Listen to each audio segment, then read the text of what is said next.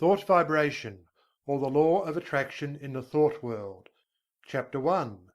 The Law of Attraction in the Thought World. The universe is governed by law, one great law. Its manifestations are multiform, but viewed from the ultimate there is but one law. We are familiar with some of its manifestations, but are almost totally ignorant of certain others. Still, we are learning a little more every day. The veil is being gradually lifted. We speak learnedly of the law of gravitation, but ignore that equally wonderful manifestation, the law of attraction in the thought world. We are familiar with that wonderful manifestation of law which draws and holds together the atoms of which matter is composed. We recognize the power of the law that attracts bodies to the earth, that holds the circling worlds in their places, but we close our eyes to the mighty law that draws to us the things we desire or fear, that makes or mars our lives. When we come to see that thought is a force, a manifestation of energy, having a magnet-like power of attraction, we will begin to understand the why and wherefore of many things that have heretofore seemed dark to us. There is no study that will so well repay the student for his time and trouble as the study of the workings of this mighty law of the world of thought, the law of attraction. When we think, we send out vibrations of a fine ethereal substance, which are as real as the vibrations manifesting light, heat, electricity, magnetism. That these vibrations are not evident to our five senses is no proof that they do not exist. A powerful magnet will send out vibrations and exert a force sufficient to attract to itself a piece of steel weighing 100 pounds, but we can neither see, taste, smell, hear, nor feel the mighty force. These thought vibrations, likewise, cannot be seen, tasted, smelled, heard or felt in the ordinary way, although it is true there are on record cases of persons peculiarly sensitive to psychic impressions, who have perceived powerful thought waves, and very many of us can testify that we have distinctly felt the thought vibrations of others, both whilst in the presence of the sender and at a distance. Telepathy and its kindred phenomena are not idle dreams. Light and heat are manifested by vibrations of a far lower intensity than those of thought, but the difference is solely in the rate of vibration. The annals of science throw an interesting light upon this question. Professor Elisha Gray, an eminent scientist, says in his little book The Miracles of Nature: "There is much food for speculation in the thought that there exist sound waves that no human ear can hear, and colour waves of light that no eye can see. The long, dark, soundless space between 40,000 and 400,000 billion vibrations per second, and the infinity of range beyond 700,000 billion vibrations per second, where light ceases in the universe of motion, makes it possible to indulge in speculation." M. Williams, in his work entitled Short Chapters in Science, says: "There is no gradation between the most rapid undulations or tremblings that produce our sensation of sound, and the slowest of those which give rise to our sensations of gentlest warmth. There is a huge gap between them, wide enough to include another world of motion, all lying between our world of sound and our world of heat and light, and there is no good reason whatever for supposing that matter is incapable of such intermediate activity, or that such activity may not give rise to intermediate sensations, provided there are organs for taking up and sensifying their movements." I cite the above authorities merely to give you food for thought, not to attempt to demonstrate to you the fact that thought vibrations exist. The last named fact has been fully established to the satisfaction of numerous investigators of the subject, and a little reflection will show you that it coincides with your own experiences. We often hear repeated the well-known mental science statement, "Thoughts are things," and we say these words over without consciously realizing just what is the meaning of the statement. If we fully comprehended the truth of the statement and the natural consequences of the truth back of it, we should understand many things that have appeared dark to us, and would be able to use the wonderful power, thought force, just as we use any other manifestation of energy. As I have said, when we think, we set into motion vibrations of a very high degree, but just as real as the vibrations of light, heat, sound, electricity. And when we understand the laws governing the production and transmission of these vibrations, we will be able to use them in our daily life, just as we do the better known forms of energy. That we cannot see, hear, weigh, or measure these vibrations is no proof that they do not exist. There exist waves of sound which no human ear can hear, although some of these are undoubtedly registered by the ear of some of the insects, and others are caught by delicate scientific instruments invented by man. Yet there is a great gap between the sounds registered by the most delicate instrument and the limit which man's mind, reasoning by analogy, knows to be the boundary line between sound waves and some other forms of vibration. And there are light waves which the eye of man does not register, some of which may be detected by more delicate instruments, and many more so fine that the instrument has not yet been invented which will detect them, although improvements are being made every year and the unexplored field gradually lessened. As new instruments are invented, new vibrations are registered by them, and yet the vibrations were just as real before the invention of the instrument as afterward. Supposing that we had no instruments to register magnetism, one might be justified in denying the existence of that mighty force, because it could not be tasted, felt, smelt, heard, seen, weighed, or measured. And yet the mighty magnet would still send out waves of force sufficient to draw to it pieces of steel weighing hundreds of pounds. Each form of vibration requires its own form of instrument for registration. At present the human brain seems to be the only instrument capable of registering thought waves, although occultists say that in this century scientists will invent apparatus sufficiently delicate to catch and register such impressions. And from present indications it looks as if the invention named might be expected at any time. The demand exists, and undoubtedly will be soon supplied. But to those who have experimented along the lines of practical telepathy, no further proof is required than the results of their own experiments. We are sending out thoughts of greater or less intensity all the time, and we are reaping the results of such thoughts. Not only do our thought waves influence ourselves and others, but they have a drawing power, they attract to us the thoughts of others, things, circumstances, people, luck, in accord with the character of the thought uppermost in our minds. Thoughts of love will attract to us the love of others, circumstances and surroundings in accord with the thought, people who are of like thought. Thoughts of anger, hate, envy, malice, and jealousy will draw to us the foul brood of kindred thoughts emanating from the minds of others, circumstances in which we will be called upon to manifest those vile thoughts, and will receive them in turn from others, people who will manifest in harmony, and so on. A strong thought or a thought long continued will make us the centre of attraction for the corresponding thought waves of others. Like attracts like in the thought world. As ye sow, so shall ye reap. Birds of a feather flock together in the thought world. Curses like chickens come home to roost, and bringing their friends with them.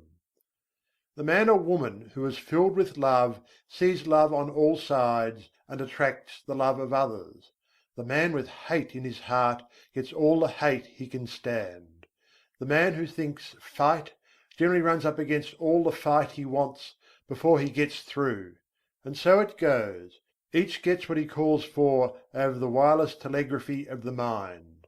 The man who rises in the morning feeling grumpy usually manages to have the whole family in the same mood before the breakfast is over.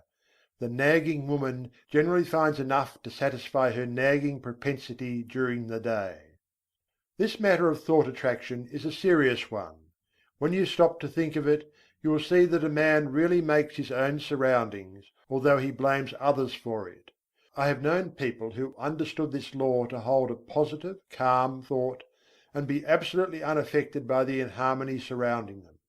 They were like the vessel from which the oil had been poured on the troubled waters. They rested safely and calmly while the tempest raged around them. One is not at the mercy of the fitful storms of thought after he has learned the workings of the law. We have passed through the age of physical force on to the age of intellectual supremacy, and are now entering a new and almost unknown field, that of psychic power. This field of energy has its established laws, as well as have the others, and we should acquaint ourselves with them, or we will be crowded to the wall, as are the ignorant on the plains of effort.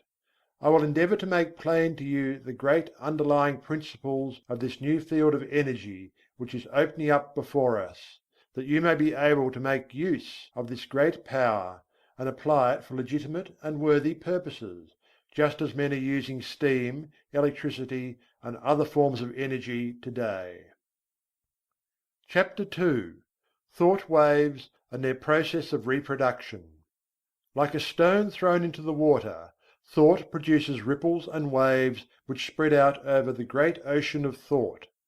There is this difference, however: the waves on the water move only on a level plane in all directions, whereas thought waves move in all directions from a common centre, just as do the rays from the sun. Just as we here on earth are surrounded by a great sea of air, so are we surrounded by a great sea of mind.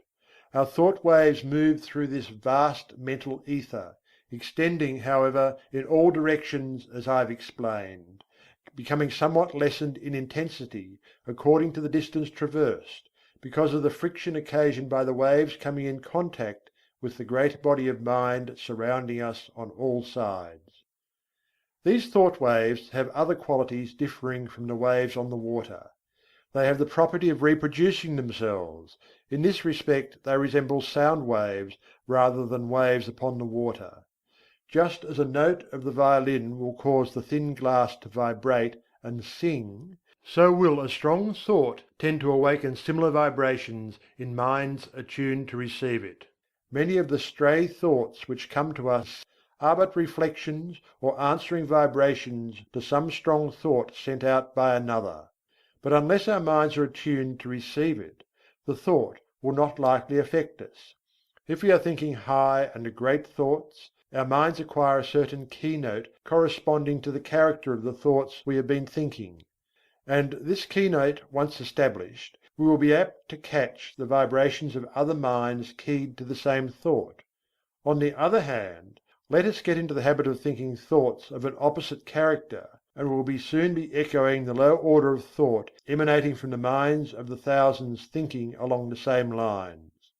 We are largely what we have thought ourselves into being, the balance being represented by the character of the suggestions and thoughts of others which have reached us either directly by verbal suggestions, or telepathically by means of such thought waves. Our general mental attitude, however, determines the character of the thought waves received from others, as well as the thoughts emanating from ourselves. We receive only such thoughts as are in harmony with the general mental attitude held by ourselves; the thoughts not in harmony affecting us very little, as they awaken no response in us. The man who believes thoroughly in himself, and maintains a positive, strong mental attitude of confidence and determination, is not likely to be affected by the adverse and negative thoughts of discouragement and failure emanating from the minds of other persons in whom these last qualities predominate. At the same time, these negative thoughts, if they reach one whose mental attitude is pitched on a low key, deepen his negative state and add fuel to the fire which is consuming his strength, or, if you prefer this figure, serve to further smother the fire of his energy and activity. We attract to ourselves the thoughts of others of the same order of thought.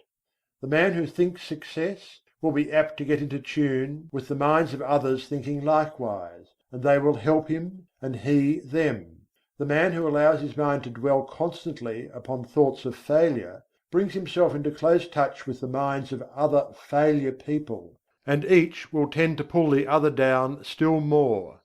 The man who thinks that all is evil is apt to see much evil, and will be brought into contact with others who will seem to prove his theory.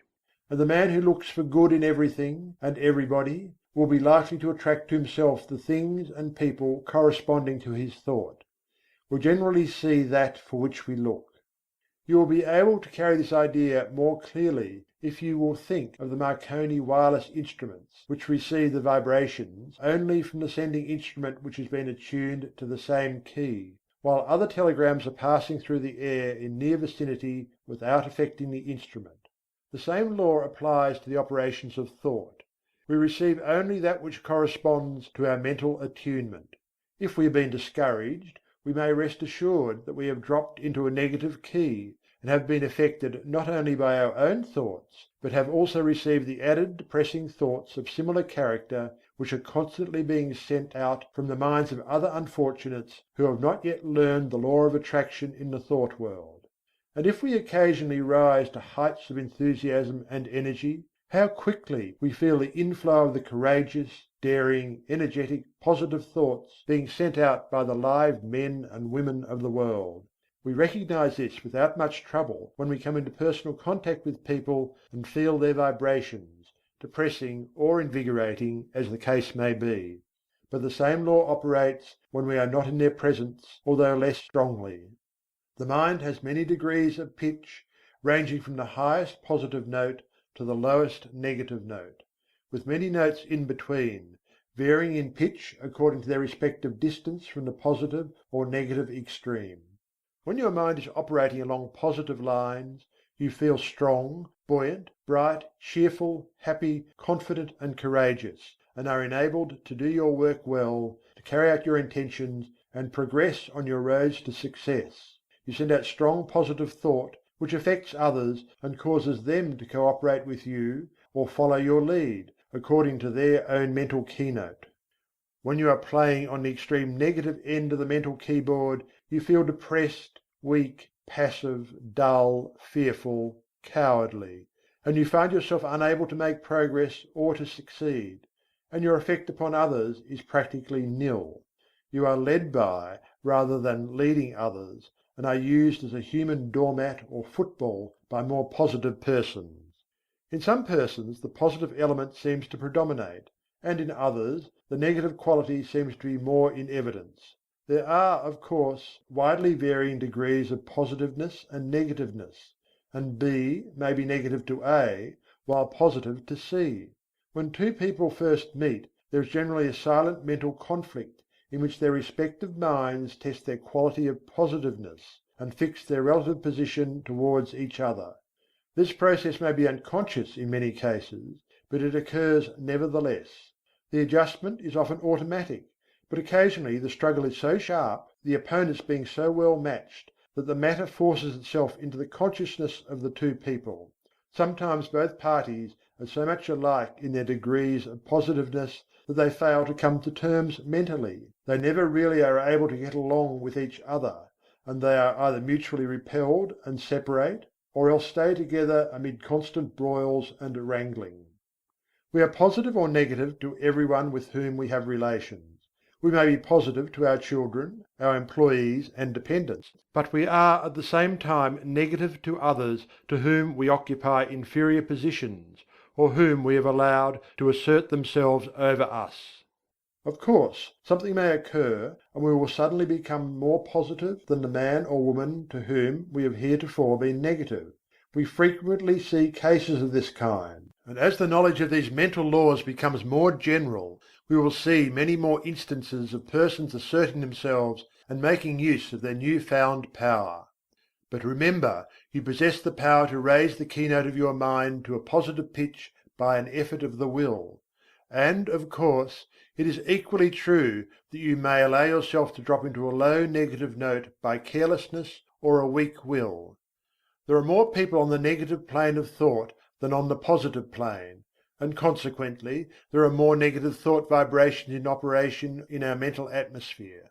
But, happily for us, this is counterbalanced by the fact that a positive thought is infinitely more powerful than a negative one, and if by force of will we raise ourselves to a high mental key, we can shut out the depressing thoughts and may take up the vibrations corresponding with our changed mental attitude.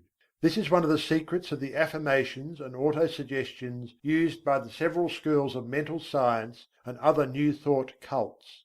There is no particular merit in affirmations of themselves, but they serve a twofold purpose. One, they tend to establish new mental attitudes within us and act wonderfully in the direction of character building, the science of making ourselves over. Two, they tend to raise the mental keynote so that we may get the benefit of the positive thought waves of others on the same plane of thought. Whether or not we believe in them, we are constantly making affirmations. The man who asserts that he can and will do a thing, and asserts it earnestly, develops in himself the qualities conducive to the well-doing of that thing, and at the same time places his mind in the proper key to receive all the thought waves likely to help him in the doing. If, on the other hand, one says and feels that he is going to fail, he will choke and smother the thoughts coming from his own subconscious mentality which are intended to help him, and at the same time will place himself in tune with the failure thought of the world. And there is plenty of the latter kind of thought around, I can tell you. Do not allow yourself to be affected by the adverse and negative thoughts of those around you. Rise to the upper chambers of your mental dwelling, and key yourself up to a strong pitch, away above the vibrations of the lower planes of thought. Then you will not only be immune to their negative vibrations, but will be in touch with the great body of strong positive thought coming from those of your own plane of development. My aim will be to direct and train you in the proper use of thought and will, so that you may have yourself well in hand, and may be able to strike the positive key at any moment you may feel it necessary. It is not necessary to strike the extreme note on all occasions. The better plan is to keep yourself in a comfortable key, without much strain, and to have the means at command whereby you can raise the pitch at once when occasion demands. By this knowledge you will not be at the mercy of the old automatic action of the mind, but may have it well under your own control. Development of the will is very much like the development of a muscle, a matter of practice and gradual improvement. At first it is apt to be tiresome, but at each trial one goes stronger until the new strength becomes real and permanent. Many of us have made ourselves positive under sudden calls or emergencies. We are in the habit of bracing up when occasion demands, but by intelligent practice you will be so much strengthened that your habitual state will be equal to your bracing up stage now, and then when you feel it necessary to apply the spur, you will be able to reach a stage not dreamed of at present. Do not understand me as advocating a high tension continuously. This is not at all desirable, not only because it is apt to be too much of a strain upon you, but also because you will find it desirable to relieve the tension at times and become receptive that you may absorb impressions. It is well to be able to relax and assume a certain degree of receptiveness, knowing that you are always able to spring back to the more positive state at will. The habitually strong positive man loses much enjoyment and recreation. Positive, you give out expressions; receptive, you take in impressions. Positive, you are a teacher; receptive, a pupil. It is not only a good thing to be a good teacher, but it is also very important to be a good listener at times. CHAPTER III. A talk about the mind. Man has but one mind, but he has many mental faculties, each faculty being capable of functioning along two different lines of mental effort. There are no distinct dividing lines separating the two several functions of a faculty, but they shade into each other as do the colours of the spectrum. An active effort of any faculty of the mind is the result of a direct impulse imparted at the time of the effort. A passive effort of any faculty of the mind is the result of either a preceding active effort of the same mind, an active effort of another along the lines of suggestion, thought vibrations from the mind of another, thought impulses from an ancestor transmitted by the law of heredity, including impulses transmitted from generation to generation from the time of the original vibratory impulse imparted by the primal cause, which impulses gradually unfold and unsheath when the proper state of evolutionary development is reached. The active effort is new born, fresh from the mint, whilst the passive effort is of less recent creation, and, in fact, is often the result of vibratory impulses imparted in ages long past. The active effort makes its own way, brushing aside the impeding vines and kicking from its path the obstructing stones. The passive effort travels along the beaten path. A thought impulse or motion impulse, originally caused by an active effort of faculty, may become, by continued repetition or habit, strictly automatic, the impulse given it by the repeated active effort developing a strong momentum which carries it along passive lines until stopped by another active effort or its direction changed by the same cause. On the other hand, thought impulses or motion impulses continued along passive lines may be terminated or corrected by an active effort. The active function creates, changes, or destroys. The passive function carries on the work given it by the active function and obeys orders and suggestions. The active function produces the thought habit or motion habit and imparts to it the vibrations which carry it along the passive lines thereafter. The active function also has the power to send forth vibrations which neutralize the momentum of the thought habit or motion habit. It also is able to launch a new thought habit or motion habit with stronger vibrations, which overcomes and absorbs the first thought or motion and substitutes the new one. All thought impulses or motion impulses, once started on their errands, continue to vibrate along passive lines until corrected or terminated by subsequent impulses imparted by the active function or other controlling power. The continuance of the original impulse adds momentum and force to it, and renders its correction or termination more difficult. This explains that which is called the force of habit. I think that this will be readily understood by those who have struggled to overcome a habit which has been easily acquired. The law applies to good habits as well as bad. The moral is obvious.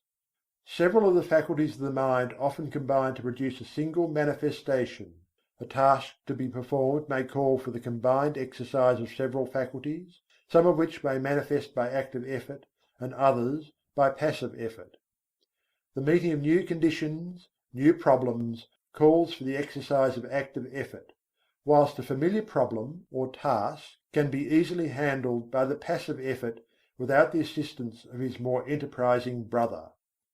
There is in nature an instinctive tendency of living organisms to perform certain actions, the tendency of an organized body to seek that which satisfies the wants of its organism.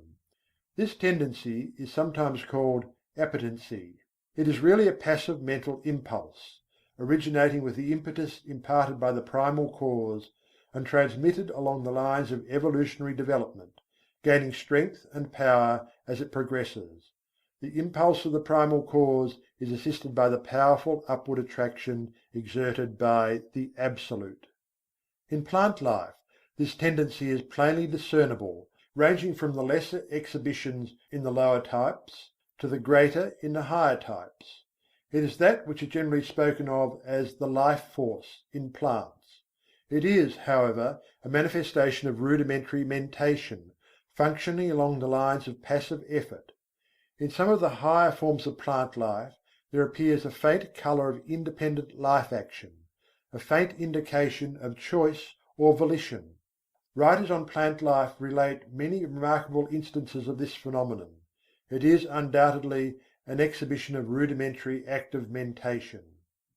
In the lower animal kingdom a very high degree of passive mental effort is found, and varying in degree in the several families and species, a considerable amount of active mentation is apparent. The lower animal undoubtedly possesses reason only in a lesser degree than man, and, in fact, the display of volitional mentation exhibited by an intelligent animal is often nearly as high as that shown by the lower types of man or by a young child. As a child, before birth, shows in its body the stages of the physical evolution of man, so does a child, before and after birth, until maturity, manifest the stages of the mental evolution of man. Man, the highest type of life yet produced, at least upon this planet, shows the highest form of passive mentation, and also a much higher development of active mentation than is seen in the lower animals, and yet the degrees of that power vary widely among the different races of men. Even among men of our race the different degrees of active mentation are plainly noticeable, these degrees not depending by any means upon the amount of culture, social position, or educational advantages possessed by the individual. Mental culture and mental development are two very different things. You have but to look around you to see the different stages of the development of active mentation in man. The reasoning of many men is scarcely more than passive mentation, exhibiting but little of the qualities of volitional thought. They prefer to let other men think for them. Active mentation tires them, and they find the instinctive, automatic, passive mental process much easier. Their minds work along the lines of least resistance. They are but little more than human sheep. Among the lower animals and the lower types of men, active mentation is largely confined to the grosser faculties, the more material plane, the higher mental faculties working along the instinctive automatic lines of the passive function. As the lower forms of life progressed in the evolutionary scale, they developed new faculties which were latent within them. These faculties always manifested in the form of rudimentary passive functioning, and afterwards worked up through higher passive forms until the active functions were brought into play. The evolutionary process still continues, the invariable tendency being toward the goal of highly developed active mentation. This evolutionary progress is caused by the vibratory impulse imparted by the primal cause, aided by the uplifting attraction of the Absolute. This law of evolution is still in progress, and man is beginning to develop new powers of mind, which, of course, are first manifesting themselves along the lines of passive effort. Some men have developed these new faculties to a considerable degree, and it is possible that before long man will be able to exercise them along the line of their active functions. In fact, this power has already been attained by a few. This is the secret of the Oriental occultists and of some of their Occidental brethren. The amenability of the mind to the will can be increased by properly directed practice. That which we are in the habit of referring to as the strengthening of the will is in reality the training of the mind to recognize and absorb the power within. The will is strong enough, it does not need strengthening, but the mind needs to be trained to receive and act upon the suggestions of the will. The will is the outward manifestation of the I Am. The will current is flowing in full strength along the spiritual wires, but you must learn how to raise the trolley pole to touch it before the mental car will move. This is a somewhat different idea from that which you have been in the habit of receiving from writers on the subject of will power, but it is correct, as you will demonstrate to your satisfaction if you will follow up the subject by experiments along the proper lines. The attraction of the Absolute is drawing man upward, and the vibratory force of the primal impulse has not yet exhausted itself. The time of evolutionary development has come when man can help himself. The man who understands the law can accomplish wonders by means of the development of the powers of the mind, whilst the man who turns his back upon the truth will suffer from his lack of knowledge of the law. He who understands the laws of his mental being develops his latent powers and uses them intelligently. He does not despise his passive mental functions, but makes good use of them also, charges them with the duties for which they are best fitted, and is able to obtain wonderful results from their work, having mastered them and trained them to do the bidding of the higher self. When they fail to do their work properly, he regulates them, and his knowledge prevents him from meddling with them unintelligently, and thereby doing himself harm.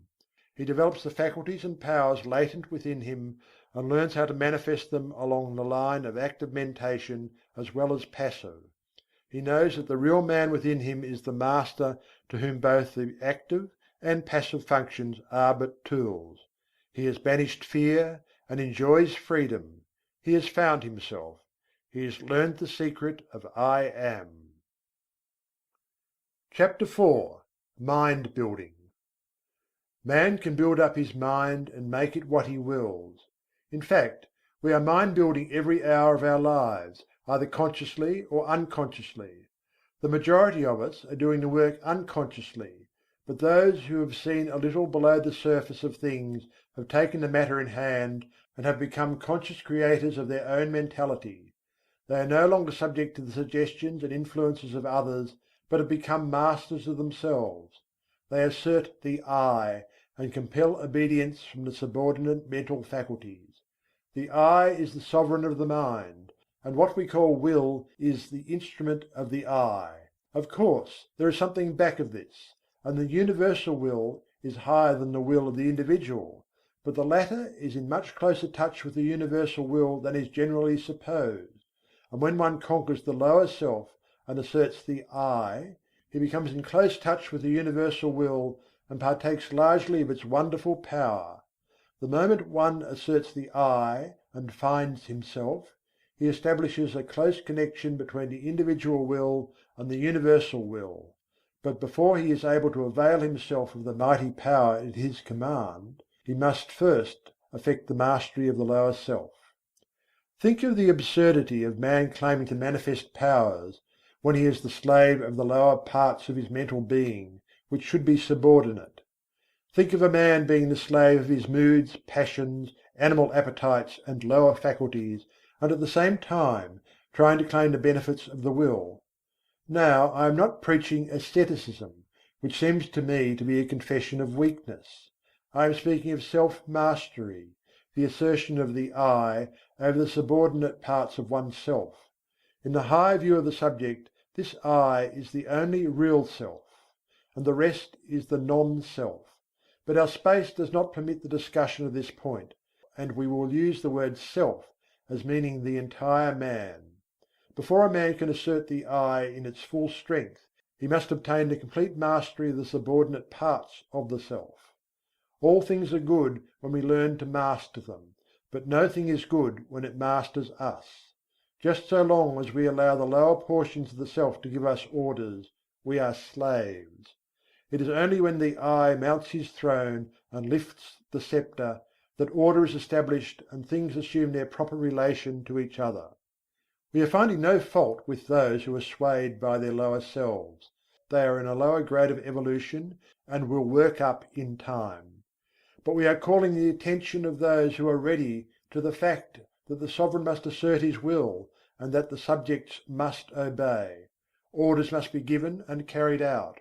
Rebellion must be put down, and the rightful authority insisted upon. And the time to do it is now. You have been allowing your rebellious subjects to keep the king from his throne. You have been allowing the mental kingdom to be misgoverned by irresponsible faculties. You have been the slaves of appetite, unworthy thoughts, passion and negativeness.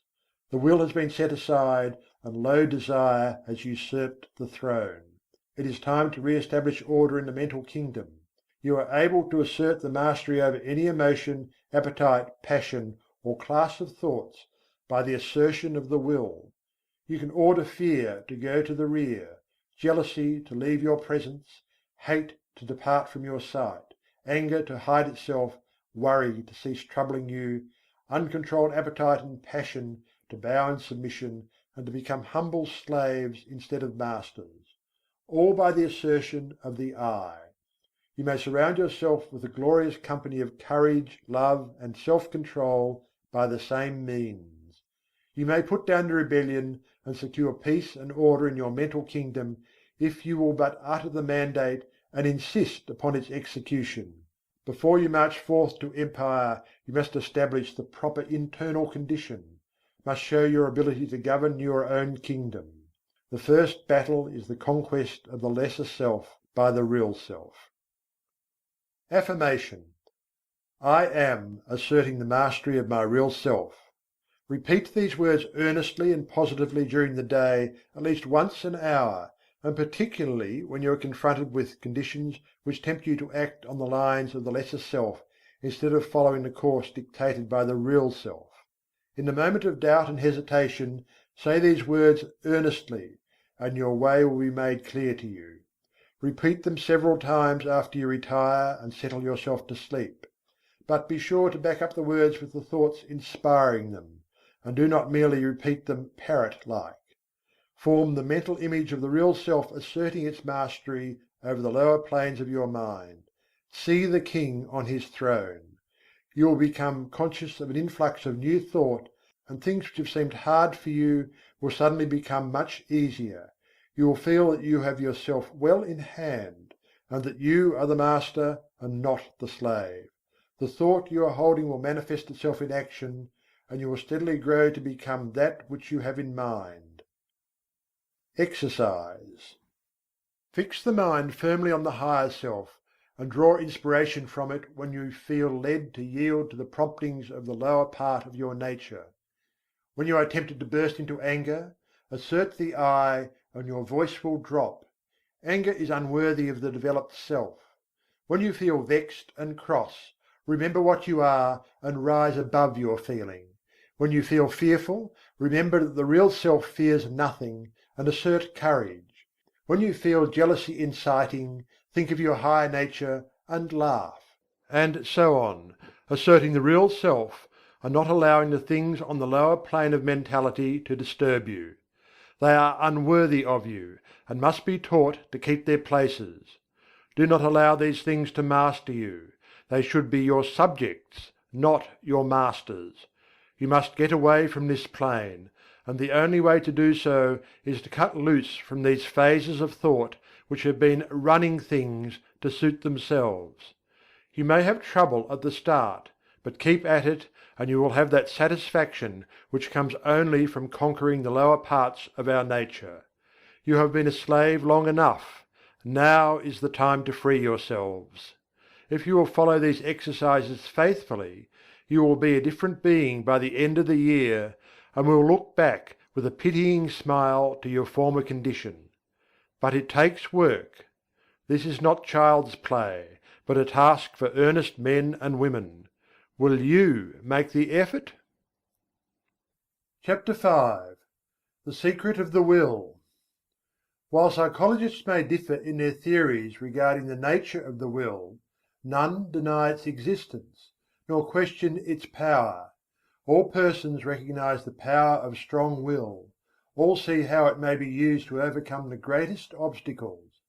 But few realize that the will may be developed and strengthened by intelligent practice. They feel that they could accomplish wonders if they had a strong will, but instead of attempting to develop it, they content themselves with vain regrets. They sigh, but do nothing. Those who have investigated the subject closely know that will power, with all its latent possibilities and mighty powers, may be developed, disciplined, controlled, and directed, just as may any other of nature's forces. It does not matter what theory you may entertain about the nature of the will, you will obtain the results if you practice intelligently. Personally, I have a somewhat odd theory about the will.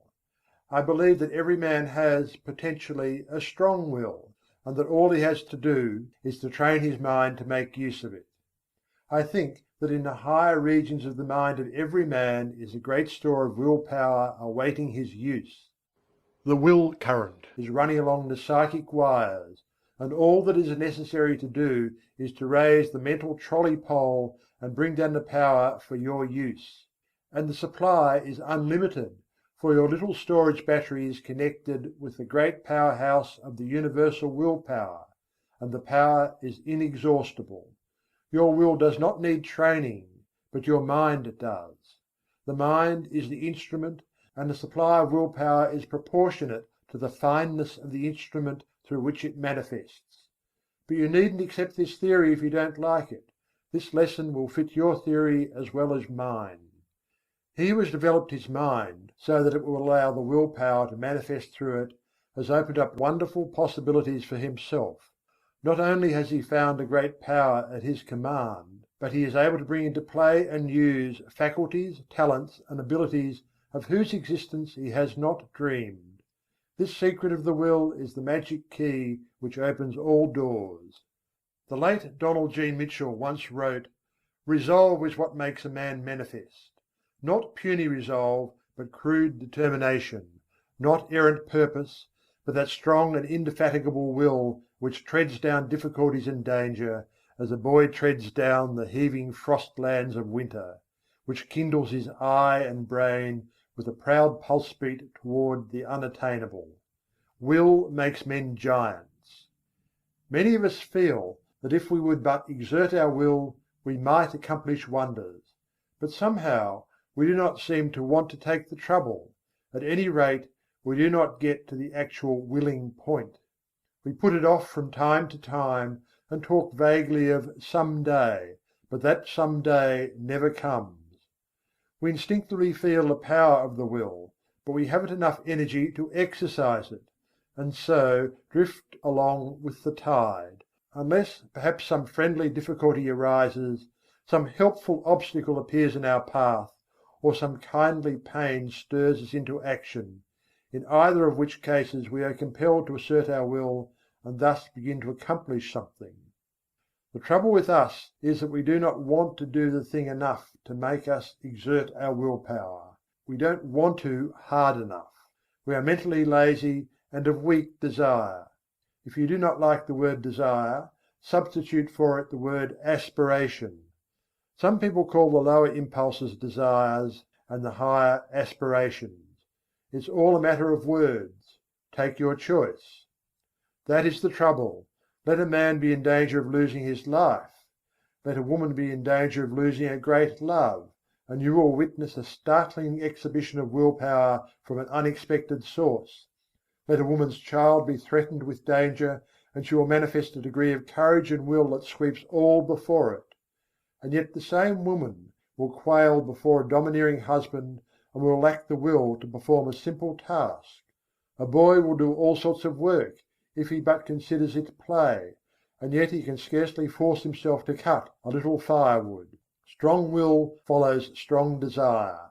If you really want to do a thing very much, you can usually develop the willpower to accomplish it.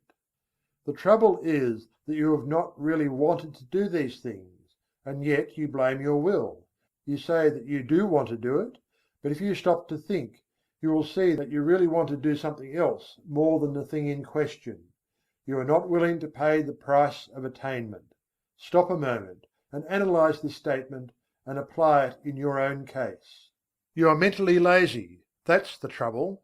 Don't talk to me about not having enough will. You have a great storehouse of will awaiting your use, but you are too lazy to use it. Now, if you are really in earnest about this matter, get to work and first find out what you really want to do. Then start to work and do it. Never mind about the willpower. You will find a full supply of that whenever you need it. The thing to do is to get to the point where you will resolve to do. That is the real test, the resolving. Think of these things a little, and make up your mind whether or not you really want to be a willer sufficiently hard to get to work. Many excellent essays and books have been written on this subject, all of which agree regarding the greatness of willpower, the most enthusiastic terms being used, but few have anything to say about how this power may be acquired by those who have it not, or who possess it in but a limited degree. Some have given exercises designed to strengthen the will, which exercises really strengthen the mind, so that it is able to draw upon its store of power. But they have generally overlooked the fact that in autosuggestion is to be found the secret of the development of the mind, so that it may become the efficient instrument of the will. Autosuggestion. I am using my willpower. Say these words several times earnestly and positively immediately after finishing this article. Then repeat them frequently during the day, at least once an hour, and particularly when you meet something that calls for the exercise of willpower. Also repeat them several times after you retire and settle yourself for sleep. Now there is nothing in the words unless you back them with the thought. In fact, the thought is the whole thing, and the words only pegs upon which to hang the thought. So think of what you are saying, and mean what you say. You must use faith at the start, and use the words with a confident expectation of the result. Hold the steady thought that you are drawing on your storehouse of willpower, and before long you will find that thought is taking form in action, and that your willpower is manifesting itself. You will feel an influx of strength with each repetition of the words. You will find yourself overcoming difficulties and bad habits, and will be surprised at how things are being smoothed out for you. Exercise. Perform at least one disagreeable task each day during the month. If there is any specially disagreeable task which you would like to shirk, that is the one for you to perform. This is not given to you in order to make you self-sacrificing or meek or anything of that sort. It is given you to exercise your will. Anyone can do a pleasant thing cheerfully, but it takes will to do the unpleasant thing cheerfully, and that is how you must do the work. It will prove a most valuable discipline to you. Try it for a month, and you will see where it comes in. If you shirk this exercise, you had better stop right here and acknowledge that you do not want willpower, and are content to stay where you are and remain a weakling. Chapter 6. How to become immune to injurious thought attraction. The first thing to do is to begin to cut out fear and worry. Fear thought is the cause of much unhappiness and many failures. You have been told this thing over and over again, but it will bear repeating. Fear is a habit of mind which has been fastened upon us by negative race thought, but from which we may free ourselves by individual effort and perseverance. Strong expectancy is a powerful magnet. He of the strong confident desire attracts to him the things best calculated to aid him. Persons, things, circumstances, surroundings, if he desires them hopefully, trustfully, confidently, calmly. And, equally true, he who fears a thing generally manages to start into operation forces which will cause the thing he feared to come upon him. Don't you see, the man who fears really expects the feared thing, and in the eyes of the law is the same as if he really had wished for or desired it. The law is operative in both cases, the principle is the same. The best way to overcome the habit of fear is to assume the mental attitude of courage, just as the best way to get rid of darkness is to let in the light. It is a waste of time to fight a negative thought habit by recognizing its force, and trying to deny it out of existence by mighty efforts. The best, surest, easiest and quickest method is to assume the existence of the positive thought desired in its place, and by constantly dwelling upon the positive thought, manifest it into objective reality. Therefore, instead of repeating, "I'm not afraid," say boldly, "I am full of courage, I am courageousness."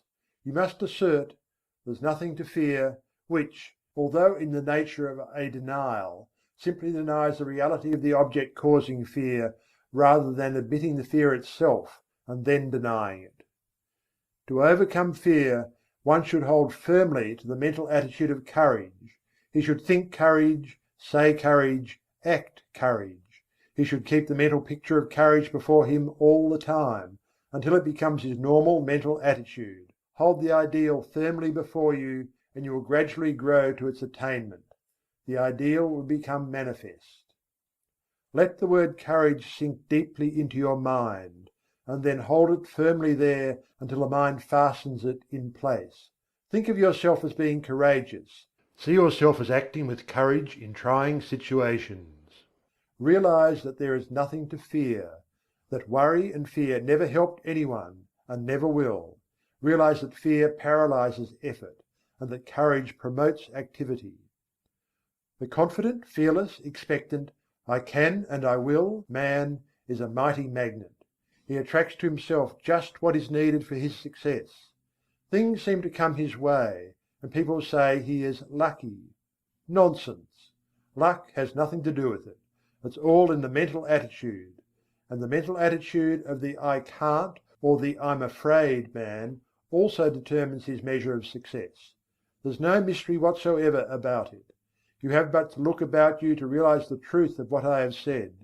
Did you ever know a successful man who did not have the "I can and I will" thought strong within him? Why, he will walk all around the "I can't" man, who has perhaps even more ability. The first mental attitude brought to the surface latent qualities, as well as attracted help from outside, whilst the second mental attitude not only attracted "I can't" people and things, but also kept the man's own powers from manifesting themselves. I have demonstrated the correctness of these views, and so have many others, and the number of people who know these things is growing every day. Don't waste your thought force, but use it to advantage. Stop attracting to yourself failure, unhappiness, inharmony, sorrow. Begin now and send out a current of bright, positive, happy thought. Let your prevailing thought be, I can and I will. Think, I can and I will. Dream, I can and I will. Say, I can and I will. And act, I can and I will. Live on the I can and I will plane, and before you are aware of it, you will feel the new vibrations manifesting themselves in action, will see them bring results, will be conscious of the new point of view, will realize that your own is coming to you. You will feel better, act better, see better, be better in every way, after you join the I can and I will brigade. Fear is the parent of worry, hate, jealousy, malice, anger, discontent, failure, and all the rest. The man who rids himself of fear will find that the rest of the brood have disappeared. The only way to be free is to get rid of fear. Tear it out by the roots. I regard the conquest of fear as the first important step to be taken by those who wish to master the application of thought force. So long as fear masters you, you are in no condition to make progress in the realm of thought, and I must insist that you start to work at once to get rid of this obstruction. You can do it, if you only go about it in earnest, and when you have ridded yourself of the vile thing, life will seem entirely different to you. You will feel happier, freer, stronger, more positive, and will be more successful in every undertaking of life. Start it today. Make up your mind that this intruder must go. Do not compromise matters with him, but insist upon an absolute surrender on his part. You will find the task difficult at first, but each time you oppose him, he will grow weaker and you will be stronger. Shut off his nourishment, starve him to death. He cannot live in the thought atmosphere of fearlessness. So start to fill your mind with good, strong, fearless thoughts. Keep yourself busy thinking fearlessness, and fear will die of his own accord. Fearlessness is positive, fear is negative, and you may be sure that the positive will prevail. So long as fear is around with his but, if, suppose, I'm afraid, I can't, what if, and all the rest of his cowardly suggestions, you will not be able to use your thought force to the best advantage. Once get him out of the way, and you will have clear sailing, and every inch of thought sail will catch the wind. He is a Jonah, overboard with him. The whale who swallows him will have my sympathy. I advise that you start in to do some of the things which you feel you could do if you were not afraid to try. Start to work to do these things, affirming courage all the way through, and you will be surprised to see how the changed mental attitude will clear away obstacles from your path, and will make things very much easier than you had anticipated. Exercises of this kind will develop you wonderfully, and you will be much gratified at the result of a little practice along these lines. There are many things before you awaiting accomplishment, which you can master if you will only throw aside the yoke of fear, if you will only refuse to accept the race suggestion, and will boldly assert the I and its power. And the best way to vanquish fear is to assert courage, and stop thinking of fear. By this plan you will train the mind into new habits of thought, thus eradicating the old negative thoughts which have been pulling you down and holding you back. Take the word courage with you as your watchword and manifest it in action. Remember, the only thing to fear is fear, and, well, don't even fear fear, for he's a cowardly chap at the best, who will run if you show a brave front. Chapter 7. The Transmutation of Negative Thought. Worry is the child of fear. If you kill out fear, worry will die for want of nourishment. This advice is very old, and yet it is always worthy of repetition, for it is a lesson of which we are greatly in need. Some people think that if we kill out fear and worry, we will never be able to accomplish anything. I have read editorials in the great journals in which the writers held that without worry one can never accomplish any of the great tasks of life, because worry is necessary to stimulate interest and work. This is nonsense, no matter who utters it. Worry never helped one to accomplish anything. On the contrary, it stands in the way of accomplishment and attainment. The motive underlying action and doing things is desire and interest. If one earnestly desires a thing, he naturally becomes very much interested in its accomplishment, and is quick to seize upon anything likely to help him to gain the thing he wants. More than that, his mind starts up a work on the subconscious plane that brings into the field of consciousness many ideas of value and importance. Desire and interest are the causes that result in success. Worry is not desire. It is true that if one's surroundings and environments become intolerable, he is driven in desperation to some efforts that will result in throwing off the undesirable conditions and in the acquiring of those more in harmony with his desire. But this is only another form of desire. The man desires something different from what he has, and when his desire becomes strong enough, his entire interest is given to the task, he makes a mighty effort, and the change is accomplished. But it wasn't worry that caused the effort. Worry could content itself with wringing its hands and moaning, "Woe is me," and wearing its nerves to a frazzle and accomplishing nothing. Desire acts differently. It grows stronger as the man's conditions become intolerable, and finally when he feels the hurt so strongly that he can't stand it any longer, he says, "I won't stand this any longer, I will make a change." And lo! Then desire springs into action. The man keeps on wanting a change the worst way, which is the best way, and his interest and attention being given to the task of deliverance, he begins to make things move. Worry never accomplished anything. Worry is negative and death-producing. Desire and ambition are positive and life-producing. A man may worry himself to death, and yet nothing will be accomplished. But let that man transmute his worry and discontent into desire and interest, coupled with the belief that he is able to make the change, the "I can" and the "I will" idea, then something happens. Yes, fear and worry must go before we can do much. One must proceed to cast out these negative intruders and replace them with confidence and hope. Transmute worry into keen desire. Then you will find that interest is awakened, and you will begin to think things of interest to you. Thoughts will come to you from the great reserve stock in your mind, and you will start to manifest them in action. Moreover, you will be placing yourself in harmony with similar thoughts of others, and will draw to you aid and assistance from the great volume of thought waves with which the world is filled. One draws to himself thought waves corresponding in character with the nature of the prevailing thoughts in his own mind, his mental attitude.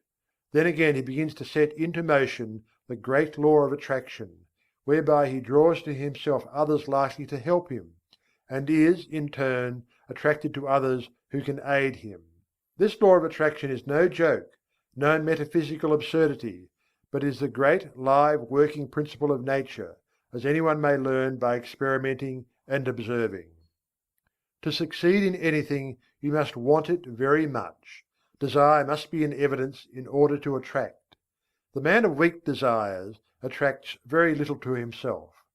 The stronger the desire, the greater the force set into motion. You must want a thing hard enough before you can get it. You must want it more than you do the things around you. And you must be prepared to pay the price for it. The price is the throwing overboard of certain lesser desires that stand in the way of accomplishment of the greater one. Comfort, ease, leisure, amusements, and many other things may have to go. Not always, though. It all depends on what you want. As a rule, the greater the thing desired, the greater the price to be paid for it. Nature believes in adequate compensation. But if you really desire a thing in earnest, you will pay the price without question, for the desire will dwarf the importance of the other things. You may say you want a thing very much, and are doing everything possible towards its attainment? Sure! You are only playing desire. Do you want the thing as much as the prisoner wants freedom? as much as the dying man wants life? Look at the almost miraculous things accomplished by prisoners desiring freedom. Look how they work through steel plates and stone walls with a bit of stone. Is your desire as strong as that? Do you work for the desired thing as if your life depended upon it? Nonsense! You don't know what desire is. I tell you, if a man wants a thing as much as the prisoner wants freedom, or as much as the strongly vital man wants life, then that man will be able to sweep away obstacles and impediments apparently immovable. The key to attainment is desire, confidence, and will. This key will open many doors. Fear paralyzes desire. It scares the life out of it. You must get rid of fear. There have been times in my life when fear would get hold of me and take a good firm grip on my vitals, and I would lose all hope, all interest, all ambition, all desire. But, thank the Lord, I have always managed to throw off the grip of the monster and face my difficulty like a man. And lo, things would seem to be straightened out for me somehow. Either the difficulty would melt away, or I would be given means to overcome or get around or under or over it. It is strange how this works. No matter how great is the difficulty, when we finally face it with courage and confidence in ourselves, we seem to pull through somehow. And then we begin to wonder what we were scared about. This is not mere fancy, it is the working of a mighty law, which we do not as yet fully understand, but which we may prove at any time. People often ask, it's all very well for you New Thought people to say, don't worry, but what's the person to do when he thinks of all the possible things ahead of him which might upset him and his plans? Well, all I can say is that the man is foolish to bother about thinking of troubles to come at some time in the future. The majority of things that we worry about don't come to pass at all. A large proportion of the others come in a milder form than we had anticipated, and there are always other things which come at the same time which help us to overcome the trouble. The future holds in store for us not only difficulties to be overcome, but also agents to help us in overcoming the difficulties. Things adjust themselves. We are prepared for any trouble which may come upon us, and when the time comes, we somehow find ourselves able to meet it. God not only tempers the wind to the shorn lamb, but He also tempers the shorn lamb to the wind. The winds and the shearing do not come together. There is usually enough time for the lamb to get seasoned, and then he generally grows new wool before the cold blast comes. It has been well said that 9/10 of the worries are over things which never come to pass, and that the other 10th is over things of little or no account. So what's the use in using up all your reserve force in fretting over future troubles, if this be so? Better wait until your troubles really come before you worry. You will find that by this storing up of energy you will be able to meet about any sort of trouble that comes your way. What is it that uses up all the energy in the average man or woman anyway? Is it the real overcoming of difficulties, or the worrying about impending troubles? It's always tomorrow, tomorrow, and yet tomorrow never comes just as we feared it would. Tomorrow is all right, it carries in its grip good things as well as troubles. Bless my soul, when I sit down and think over all the things which I once feared might possibly descend upon me, I laugh. Where are those feared things now? I don't know. I've almost forgotten that I ever feared them. You needn't fight worry. That isn't the way to overcome the habit. Just practice concentration, and then learn to concentrate upon something right before you, and you will find that the worry thought has vanished. The mind can think but one thing at a time, and if you concentrate upon a bright thing, the other thing will fade away. There are better ways of overcoming objectionable thoughts than by fighting them. Learn to concentrate upon thoughts of an opposite character, and you will have solved the problem. When the mind is full of worry thoughts, it cannot find time to work out plans to benefit you. But when you have concentrated upon bright, helpful thoughts, you will discover that it will start to work subconsciously, and when the time comes, you will find all sorts of plans and methods by which you will be able to meet the demands upon you. Keep your mental attitude right, and all things will be added unto you. There's no sense in worrying. Nothing has ever been gained by it, and nothing ever will be. Bright, cheerful and happy thoughts attract bright, cheerful and happy things to us. Worry drives them away. Cultivate the right mental attitude. Chapter 8. The Law of Mental Control. Your thoughts are either faithful servants or tyrannical masters, just as you allow them to be. You have the say about it. Take your choice. They will either go about your work under direction of the firm will, doing it the best they know how, not only in your waking hours, but when you are asleep.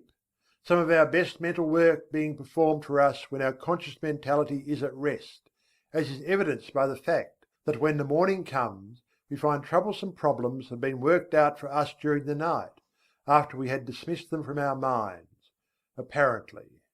Or they will ride all over us and make us their slaves if we are foolish enough to allow them to do so. More than half the people of the world are slaves of every vagrant thought which may see fit to torment them. Your mind is given you for your good and for your own use, not to use you. There are very few people who seem to realize this, and who understand the art of managing the mind. The key to the mystery is concentration. A little practice will develop within every man the power to use the mental machine properly. When you have some mental work to do, concentrate upon it to the exclusion of everything else, and you will find that the mind will get right down to business, to the work at hand, and matters will be cleared up in no time. There is an absence of friction, and all waste motion or lost power is obviated. Every pound of energy is put to use, and every revolution of the mental driving wheel counts for something. It pays to be able to be a competent mental engineer. And the man who understands how to run his mental engine knows that one of the important things is to be able to stop it when the work has been done. He does not keep putting coal in the furnace and maintaining a high pressure after the work is finished, or when the day's portion of the work has been done, and the fire should be banked until the next day.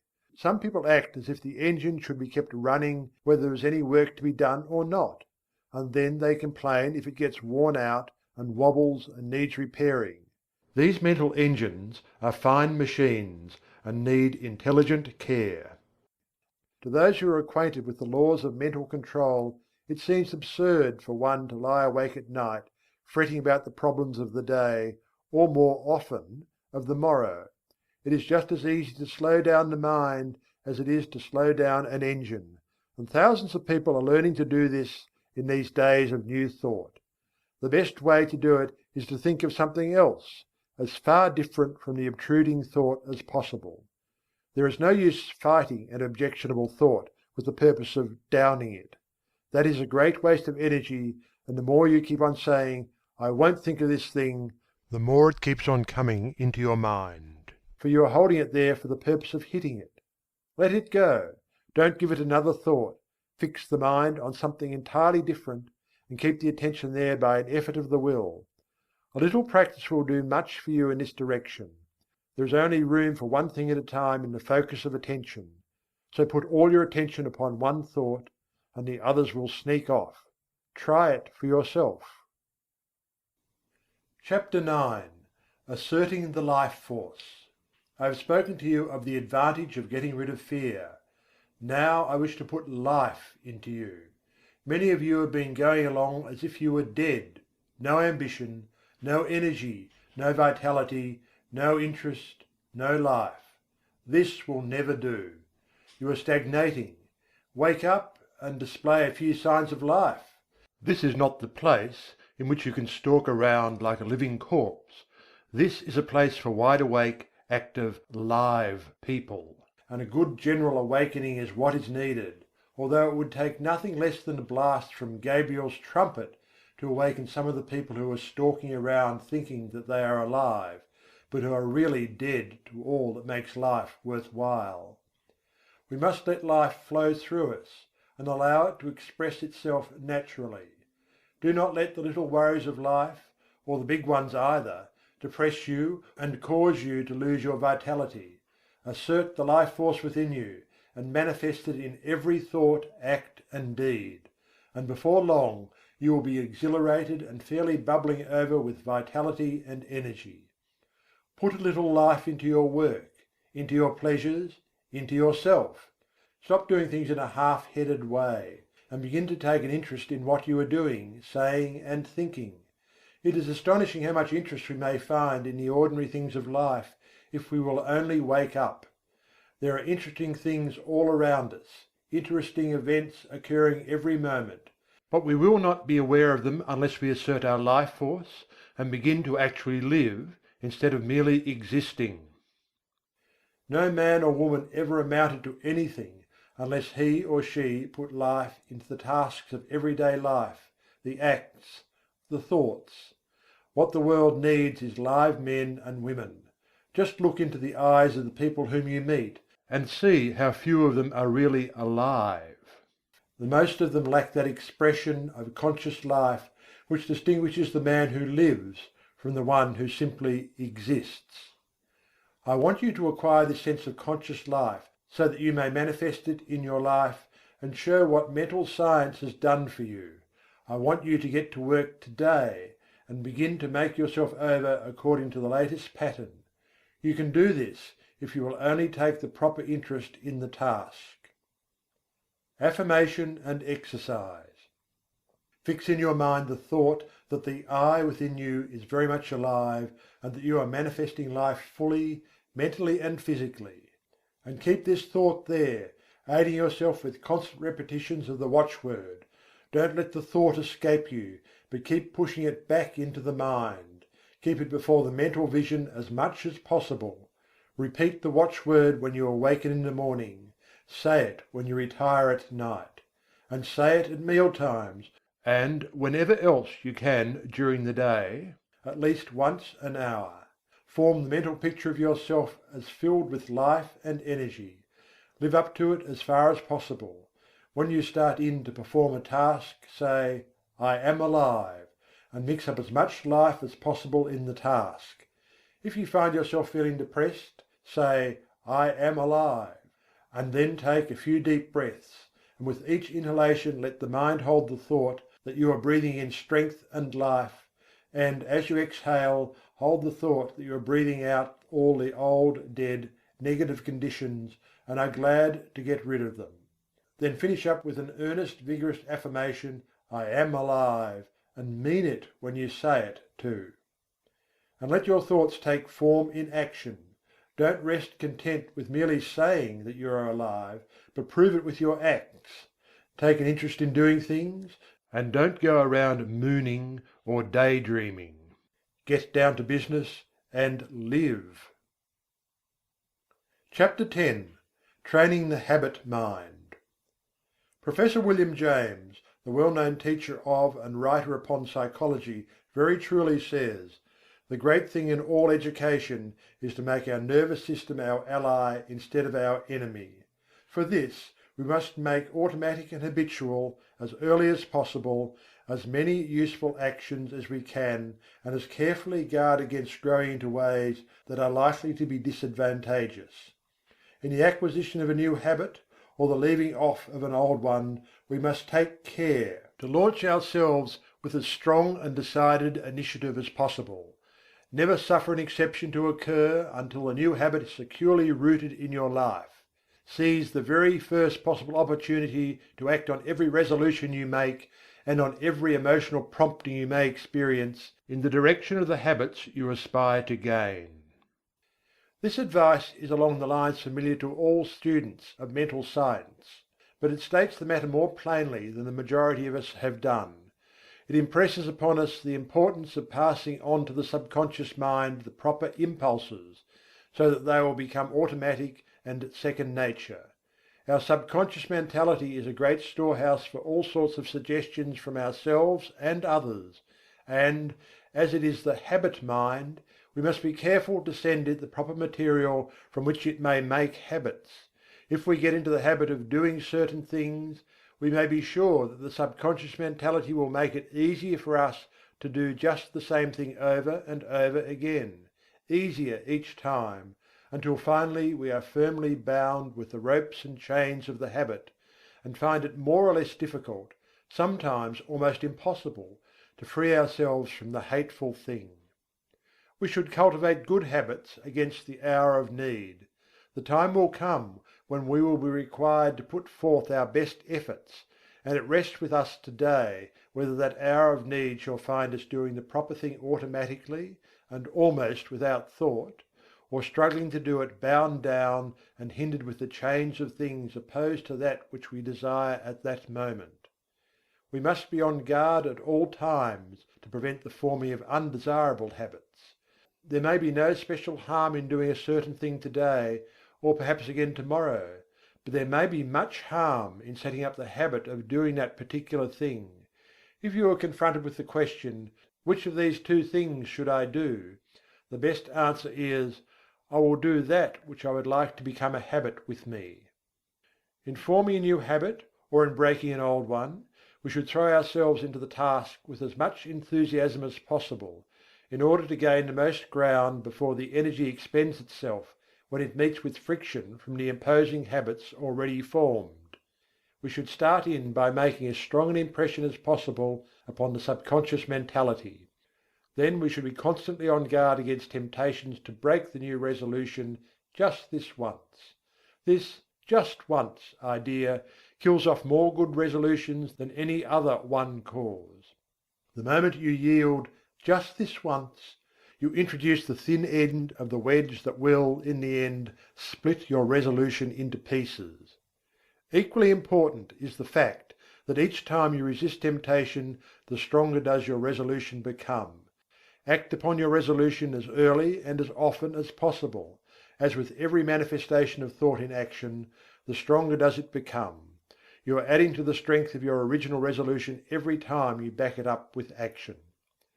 The mind has been likened to a piece of paper that has been folded. Ever afterwards it has a tendency to fold in the same crease, unless we make a new crease or fold, when it will follow the last lines. And the creases are habits. Every time we make one, it is so much easier for the mind to fold along the same crease afterward. Let us make our mental creases in the right direction. Chapter 11. The Psychology of Emotion. One is apt to think of the emotions as independent from habit. We easily may think of one acquiring habits of action, and even of thinking, but we are apt to regard the emotions as something connected with feeling, and quite divorced from intellectual effort. Yet, notwithstanding the distinction between the two, both are dependent largely upon habit, and one may repress, increase, develop, and change one's emotions, just as one may regulate habits of action and lines of thought. It is an axiom of psychology that emotions deepen by repetition. If a person allows a state of feeling to thoroughly take possession of him, he will find it easier to yield to the same emotion the second time, and so on, until the particular emotion or feeling becomes second nature to him. If an undesirable emotion shows itself inclined to take up a permanent abode with you, you had better start to work to get rid of it, or at least to master it. And the best time to do this is at the start, for each repetition renders the habit more firmly entrenched, and the task of dislodging it more difficult. Were you ever jealous? If so, you will remember how insidious was its first approach, how subtly it whispered hateful suggestions into your willing ear, and how gradually it followed up such suggestions until finally you began to see green. Jealousy has an effect upon the bile, and causes it to poison the blood. That is why the idea of green is always associated with it. Then you will remember how the thing seemed to grow, taking possession of you until you scarcely could shake it off. You found it much easier to become jealous the next time. It seemed to bring before you all sorts of objects apparently justifying your suspicions and feeling. Everything began to look green. The green-eyed monster waxed fat. And so it is with every feeling or emotion. If you give way to a fit of rage, you will find it easier to become angry the next time on less provocation. The habit of feeling and acting mean does not take long to firmly settle itself in its new home if encouraged. Worry is a great habit for growing and waxing fat. People start by worrying about big things, and then begin to worry and fret about some smaller thing, and then the merest trifle worries and distresses them. They imagine that all sorts of evil things are about to befall them. If they start on the journey, they are certain there is going to be a wreck. If a telegram comes, it is sure to contain some dreadful tidings. If a child seems a little quiet, the worrying mother is positive it is going to fall ill and die. If the husband seems thoughtful as he revolves some business plan in his mind, then the good wife is convinced that he is beginning to cease to love her, and indulges in a crying spell. And so it goes, worry, worry, worry, each indulgence making the habit more at home. After a while the continued thought shows itself in action. Not only is the mind poisoned by the blue thoughts, but the forehead shows deep lines between the eyebrows, and the voice takes on that whining, rasping tone so common among worry-burdened people. The condition of mind known as fault-finding is another emotion that grows fat with exercise. First, fault is found with this thing, then with that, and finally with everything. The person becomes a chronic nagger, a burden to friends and relatives, and a thing to be avoided by outsiders. Women make the greatest naggers, not because men are any better, but simply because a man nagger is apt to have the habit knocked out of him by other men who will not stand his nonsense. He finds that he is making things too hot for himself, and he reforms, while a woman has more of a chance to indulge in the habit.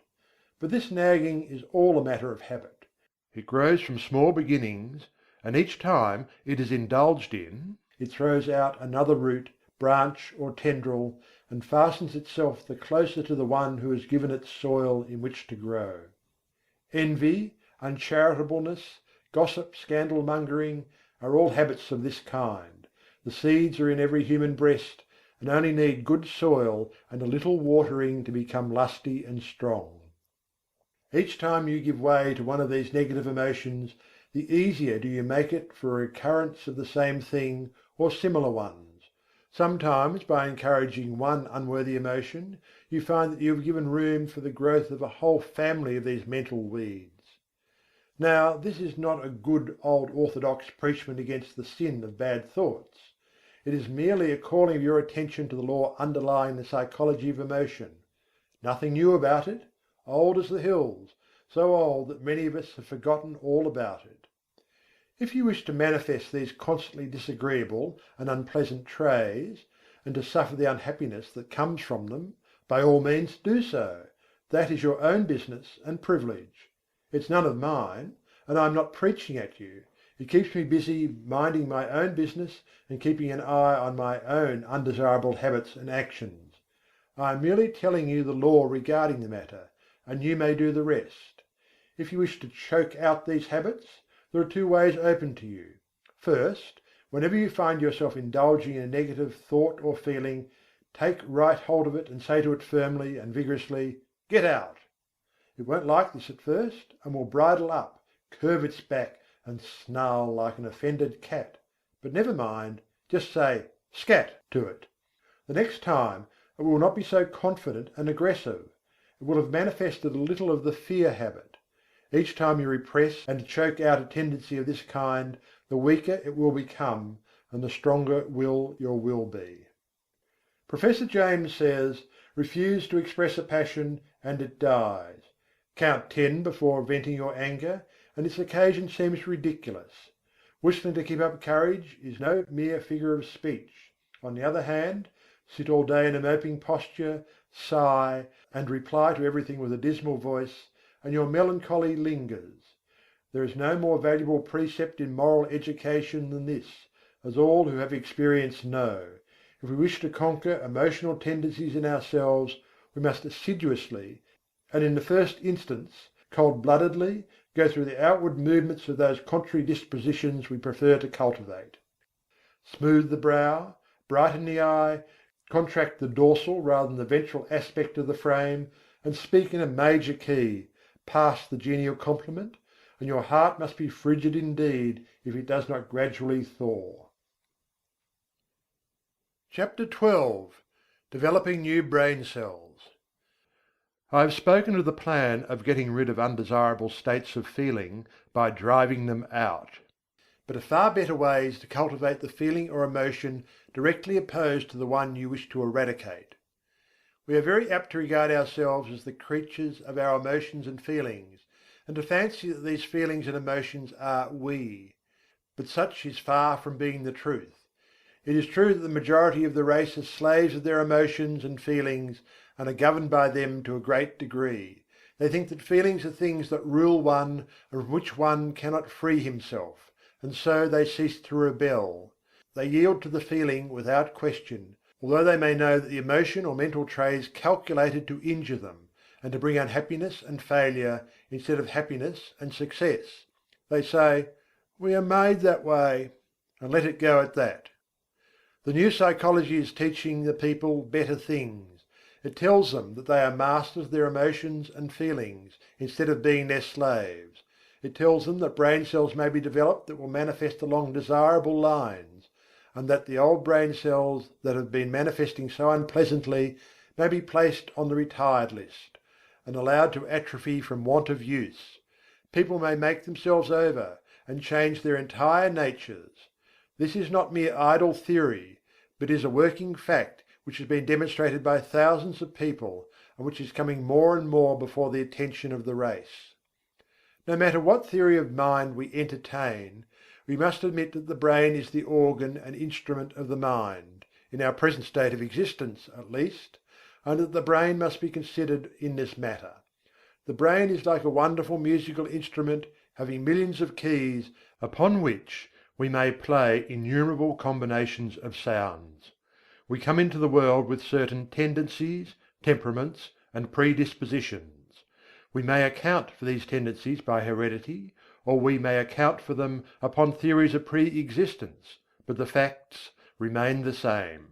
Certain keys seem to respond to our touch more easily than others. Certain notes seem to sound forth as the current of circumstances sweeps over the strings, and certain other notes are less easily vibrated. But we find, if we but make the effort of the will to restrain the utterance of some of these easily sounded strings, they will grow more difficult to sound, and less liable to be stirred by the passing breeze. And if we will pay attention to some of the other strings that have not been giving forth a clear tone, we will soon get them in good working order. Their notes will chime forth clear and vibrant, and will drown the less pleasant sounds. We have millions of unused brain cells awaiting our cultivation. We are using but a few of them, and some of these we are working to death. We are able to give some of these cells a rest by using other cells. The brain may be trained and cultivated in a manner incredible to one who has not looked into the subject. Mental attitudes may be acquired and cultivated, changed and discarded at will. There is no longer any excuse for people manifesting unpleasant and harmful mental states. We have the remedy in our own hands. We acquire habits of thought, feeling and action by repeated use.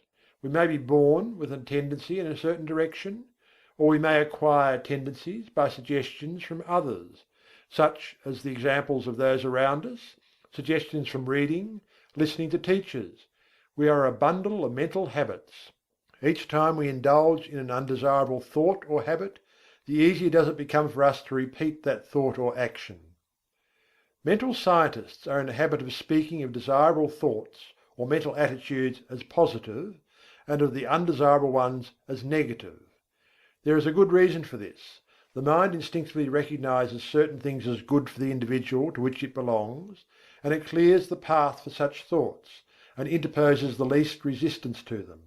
They have a much greater effect than an undesirable thought possesses, and one positive thought will counteract a number of negative thoughts. The best way to overcome undesirable or negative thoughts and feelings is to cultivate the positive ones.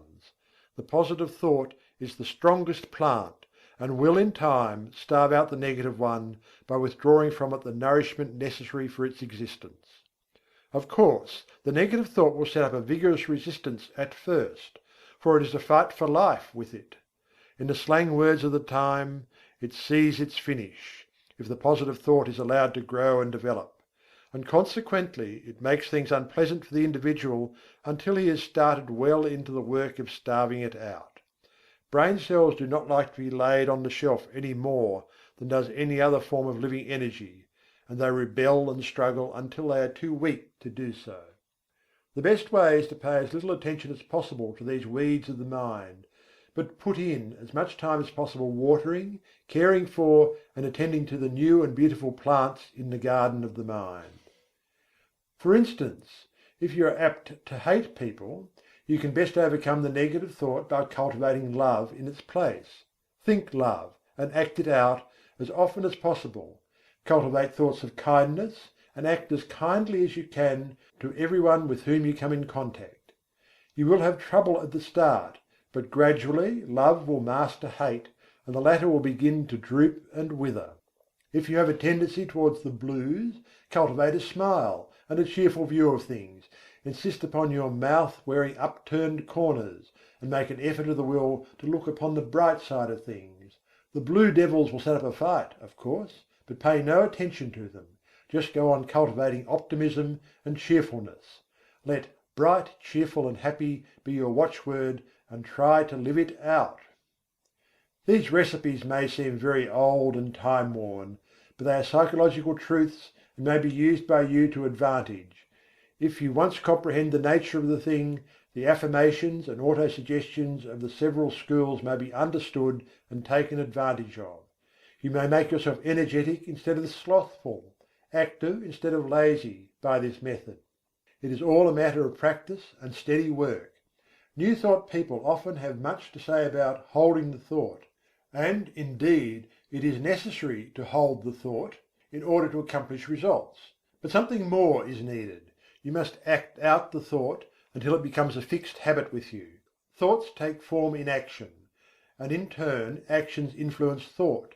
So by acting out certain lines of thought, the actions react upon the mind, and increase the development of the part of the mind having close relation to the act. Each time the mind entertains a thought, the easier becomes the resulting action, and each time an act is performed, the easier becomes the corresponding thought. So you see the thing works both ways, action and reaction.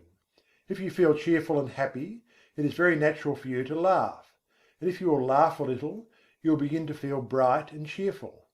Do you see what I am trying to get at? Here it is in a nutshell. If you wish to cultivate a certain habit of action, begin by cultivating the mental attitude corresponding to it. And as a means of cultivating that mental attitude, start to act out, or go through the motions of the act corresponding to the thought. Now see if you can not apply this rule. Take up something that you really feel should be done, but which you do not feel like doing. Cultivate the thought leading up to it. Say to yourself, I like to do so and so, and then go through the motions, cheerfully remember, and act out the thought that you like to do the thing. Take an interest in the doing, study out the best way to do it, put brains into it, take a pride in it, and you will find yourself doing the thing with a considerable amount of pleasure and interest. You will have cultivated a new habit. If you prefer trying it on some mental tray of which you wish to be rid, it will work the same way. Start in to cultivate the opposite tray, and think it out, and act it out for all you are worth. Then watch the change that will come over you. Don't be discouraged at the resistance you will encounter at first, but sing gaily, I can and I will, and get to work in earnest. The important thing in this work is to keep cheerful and interested. If you manage to do this, the rest will be easy. Chapter 13. The Attractive Power, Desire Force. We have discussed the necessity of getting rid of fear, that your desire may have full strength with which to work. Supposing that you have mastered this part of the task, or at least started on the road to mastery, I will now call your attention to another important branch of the subject. I allude to the subject of mental leaks. No, I don't mean the leakage arising from your failure to keep your own secrets. That is also important, but forms another story. The leakage I am now referring to is in that occasioned by the habit of having the attention attracted to and distracted by every passing fancy. In order to attain a thing, it is necessary that the mind should fall in love with it, and be conscious of its existence, almost to the exclusion of everything else. You must get in love with the thing you wish to attain, just as much as you would if you were to meet the girl or man you wished to marry. I do not mean that you should become a monomaniac upon the subject, and should lose all interest in everything else in the world, that won't do, for the mind must have recreation and change. But I do mean that you must be so set upon the desired thing that all else will seem of secondary importance. A man in love may be pleasant to everyone else, and may go through the duties and pleasures of life with good spirit, but underneath it all he is humming to himself, "Just one girl," and every one of his actions is bent toward getting that girl, and making a comfortable home for her. Do you see what I mean? You must get in love with the thing you want, and you must get in love with it in earnest. None of this latter-day flirting, on today and off tomorrow sort of love, but the good old-fashioned kind, that used to make it impossible for a young man to get to sleep unless he took a walk around his best girl's house, just to be sure it was still there. That's the real kind. And the man or woman in search of success must make of that desired thing his ruling passion. He must keep his mind on the main chance. Success is jealous. That's why we speak of her as feminine. She demands a man's whole affection, and if he begins flirting with other fair charmers, she soon turns her back upon him. If a man allows his strong interest in the main chance to be sidetracked, he will be the loser. Mental force operates best when it is concentrated. You must give to the desired thing your best and most earnest thought. Just as the man who is thoroughly in love will think out plans and schemes whereby he may please the fair one, so will the man who is in love with his work or business give it his best thought, and the result will be that 101 plans will come into his field of consciousness, many of which are very important.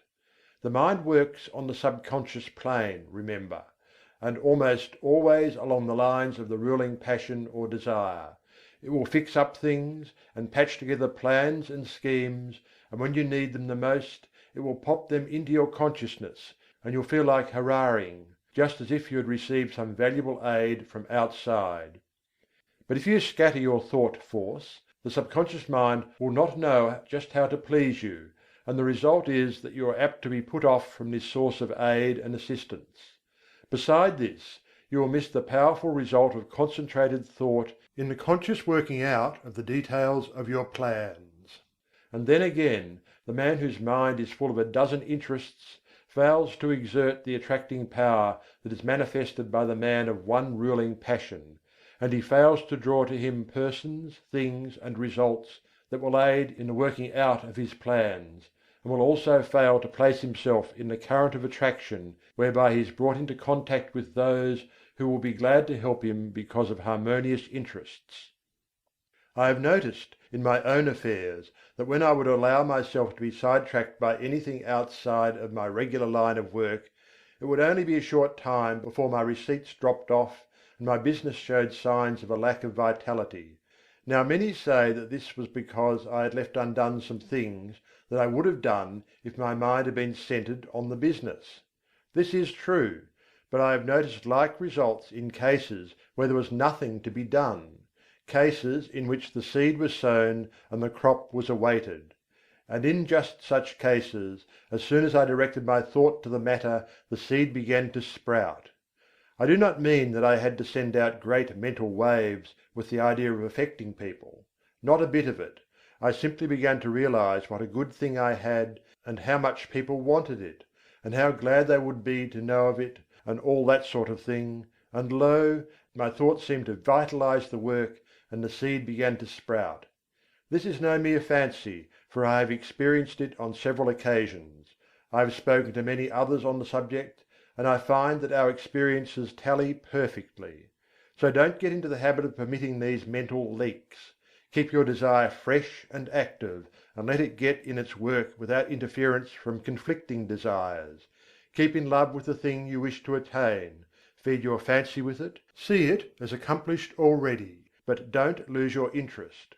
Keep your eye on the main chance, and keep your one ruling passion strong and vigorous. Don't be a mental polygamist. One mental love is all that a man needs, that is, one at a time. Some scientists have claimed that something that might as well be called love is at the bottom of the whole of life. They claim that love of the plant for water causes it to send forth its roots, until the loved thing is found.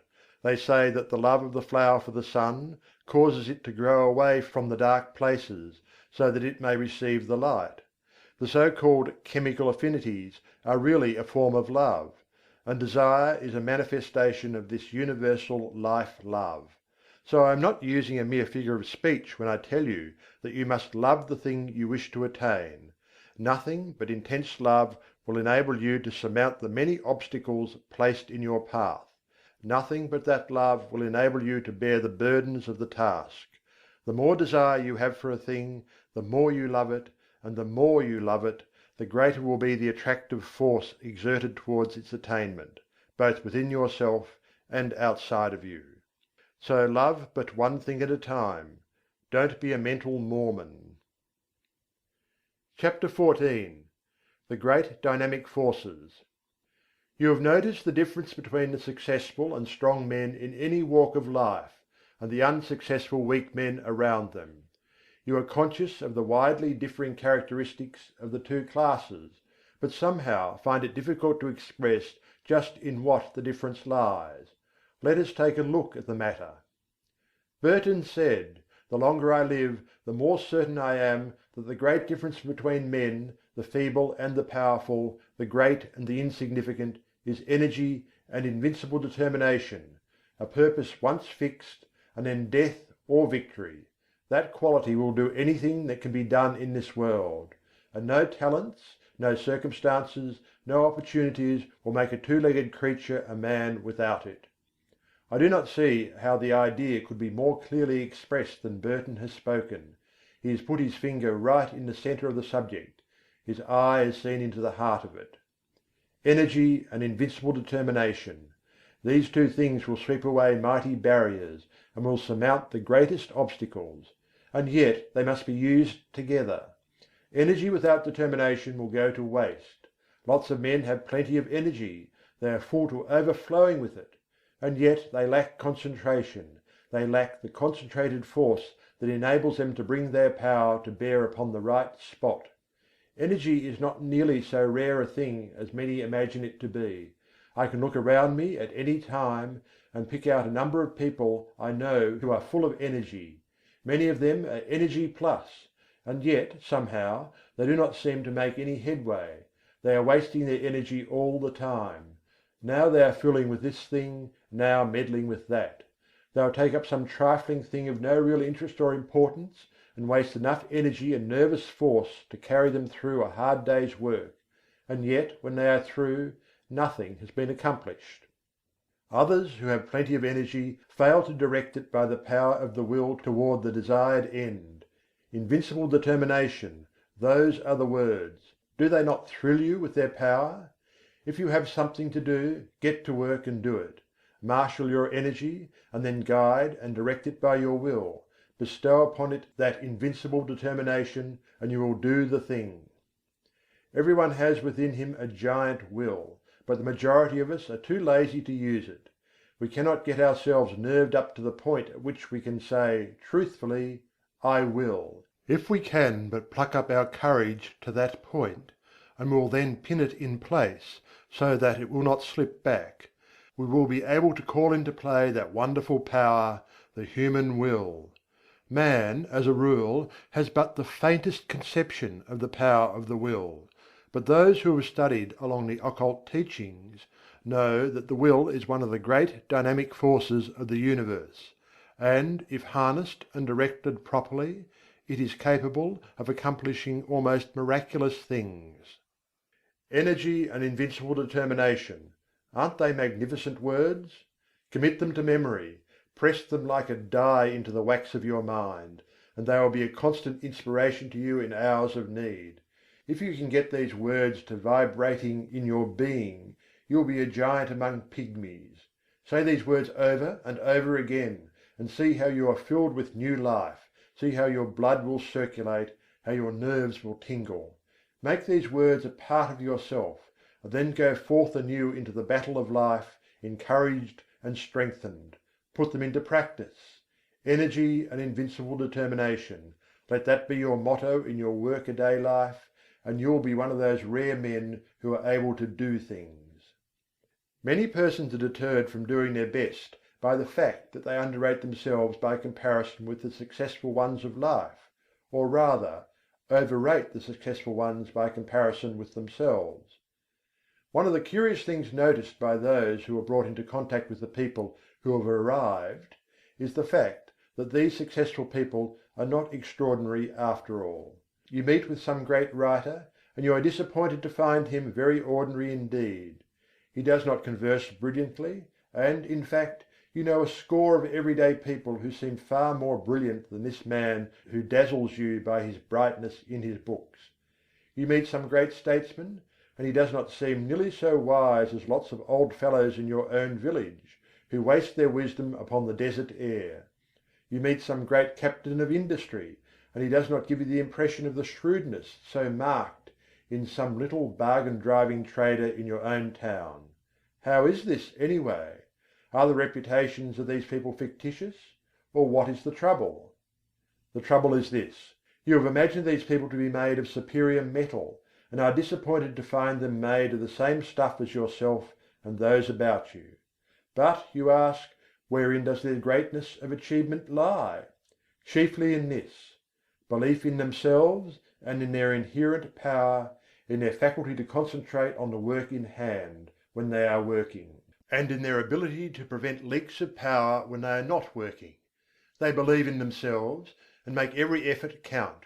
Your village wise man spills his wisdom on every corner and talks to a lot of fools, when if he really were wise he would save up his wisdom and place it where it would do some work. The brilliant writer does not waste his wit upon every corner.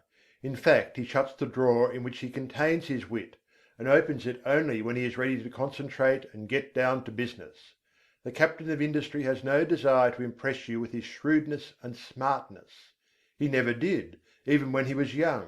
While his companions were talking and boasting and blowing, this future successful financier was sawing wood and saying nothing.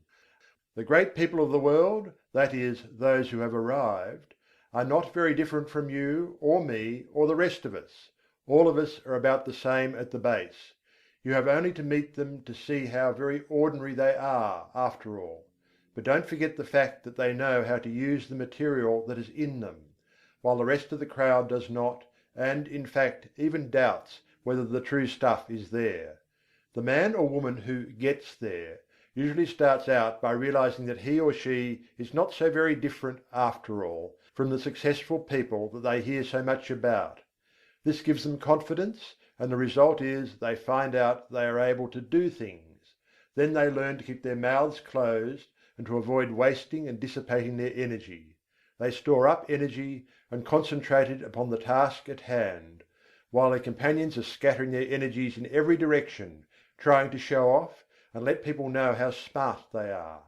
The man or woman who "gets there" prefers to wait for the applause that follows deed accomplished, and cares very little for the praise that attends promises of what we expect to do some day, or an exhibition of smartness without works. One of the reasons that people who are thrown in with successful men often manifest success themselves is that they are able to watch the successful man and sort of catch the trick of his greatness. They see that he is an everyday sort of man, but that he thoroughly believes in himself, and also that he does not waste energy, but reserves all his force for the actual tasks before him. And, profiting by example, they start to work, and put the lesson into practice in their own lives. Now what is the moral of this talk? Simply this: don't undervalue yourself or overvalue others. Realize that you are made of good stuff, and that locked within your mind are many good things. Then get to work and unfold those good things, and make something out of that good stuff. Do this by attention to the things before you, and by giving to each the best that is in you, knowing that plenty of more good things are in you ready for the fresh tasks that will come. Put the best of yourself into the undertaking on hand, and do not cheat the present task in favour of some future one. Your supply is inexhaustible. And don't waste your good stuff on the crowd of gapers, watchers, and critics who are standing around watching you work. Save your good stuff for your job, and don't be in too much of a hurry for applause. Save up your good thoughts for copy if you are a writer. Save up your bright schemes for actual practice if you are a businessman. Save up your wisdom for occasion if you are a statesman. And in each case avoid the desire to scatter your pearls before the gaping crowd that wants to be entertained by a free show. Nothing very high about this teaching, perhaps, but it is what many of you need very much. Stop fooling and get down to business. Stop wasting good raw material and start to work making something worth while. Chapter 15. Claiming Your Own. In a recent conversation I was telling a woman to pluck up courage and to reach out for a certain good thing for which she had been longing for many years and which at last appeared to be in sight. I told her that it looked as if her desire was about to be gratified, that the law of attraction was bringing it to her. She lacked faith and kept on repeating, "Oh, it's too good to be true, it's too good for me." She had not emerged from the worm of the dust stage, and although she was in sight of the promised land, she refused to enter it because it was too good for her. I think I succeeded in putting sufficient ginger into her to enable her to claim her own, for the last reports indicate that she is taking possession. But that is not what I wish to tell you. I want to call your attention to the fact that nothing is too good for you, no matter how great the thing may be, no matter how undeserving you may seem to be. You are entitled to the best there is, for it is your direct inheritance. So don't be afraid to ask, demand, and take.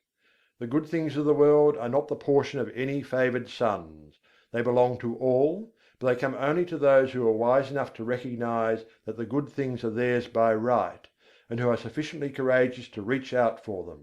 Many good things are lost for want of the asking. Many splendid things are lost to you because of your feeling that you are unworthy of them. Many great things are lost to you because you lack the confidence and courage to demand and take possession of them. "None but the brave deserves the fair," says the old adage, and the rule is true in all lines of human effort. If you keep on repeating that you are unworthy of the good thing, that it is too good for you, the law will be apt to take you at your word and believe what you say. That's the peculiar thing about the law: it believes what you say. It takes you in earnest. So beware what you say to it, for it will be apt to give credence. Say to it that you are worthy of the best there is, and that there is nothing too good for you, and you will be likely to have the law take you in earnest and say, "I guess he is right. I'm going to give him the whole bake shop if he wants it. He knows his rights, and what's the use of trying to deny it to him?"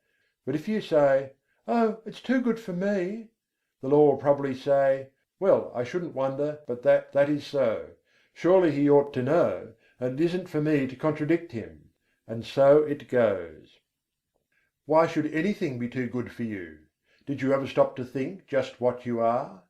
You are a manifestation of the whole thing, and have a perfect right to all there is. Or, if you prefer it this way, you are a child of the Infinite, and are heir to it all. You are telling the truth in either statement, or both. At any rate, no matter what you ask, you are merely demanding your own; and the more in earnest you are about demanding it, the more confident you are of receiving it, the more will you use in reaching out for it, the surer you will be to obtain it. Strong desire, confident expectation, courage in action, these things bring to you your own. But before you put these forces into effect, you must awaken to a realization that you are merely asking for your own, and not for something to which you have no right or claim. So long as there exists in your mind the last sneaking bit of doubt as to your right to the things you want, you will be setting up a resistance to the operation of the law. You may demand as vigorously as you please, but if you will lack the courage to act, if you have a lingering doubt of your right to the thing you want, if you persist in regarding the desired thing as if it belonged to another instead of to yourself, you will be placing yourself in the position of the covetous or envious man, or even in the position of the tempted thief. In such a case your mind will revolt at proceeding with the work, for it instinctively will recoil from the idea of taking what is not your own. The mind is honest. But when you realize that the best the universe holds belongs to you as a divine heir, and that there is enough for all without your robbing anyone else, then the friction is removed and the barrier broken down, and the law proceeds to do its work. I do not believe in this humble business. This meek and lowly attitude does not appeal to me, there is no sense in it at all. The idea of making a virtue of such things when man is the heir of the universe, and is entitled to whatever he needs for his growth, happiness and satisfaction. I do not mean that one should assume a blustering and domineering attitude of mind. That is also absurd, for true strength does not so exhibit itself. The blusterer is a self-confessed weakling, he blusters to disguise his weakness. The truly strong man is calm, self-contained, and carries with him a consciousness of strength which renders unnecessary the bluster and fuss of assumed strength. But get away from this hypnotism of humility, this meek and lowly attitude. Remember the horrible example of Uriah Heep, and beware of imitating him. Throw back your head and look the world square in the face. There's nothing to be afraid of. The world is apt to be as much afraid of you as you are of it, anyway. Be a man or woman and not a crawling thing. And this applies to your mental attitude as well as to your outward demeanour. Stop this crawling in your mind. See yourself as standing erect and facing life without fear, and you will gradually grow into your ideal. There is nothing that is too good for you, not a thing. The best there is not beginning to be good enough for you, for there are still better things ahead. The best gift that the world has to offer is a mere bauble compared to the great things in the cosmos that await your coming of age. So don't be afraid to reach out for these playthings of life, these baubles of this plane of consciousness. Reach out for them, grab a whole fistful, play with them until you are tired. That's what they are made for anyway. They are made for our express use, not to look at, but to be played with, if you desire. Help yourself. There's a whole shop full of these toys awaiting your desire, demand, and taking. Don't be bashful. Don't let me hear any more of this silly talk about things being too good for you. Pshaw! You have been like the emperor's little son, thinking that the tin soldiers and the toy drum were far too good for him, and refusing to reach out for them. But you don't find this trouble with children as a rule. They instinctively recognize that nothing is too good for them. They want all that is in sight to play with, and they seem to feel that the things are theirs by right. And that is the condition of mind that we seekers after the divine adventure must cultivate. Unless we become as little children, we cannot enter the kingdom of heaven. The things we see around us are the playthings of the kindergarten of God, playthings which we use in our game tasks.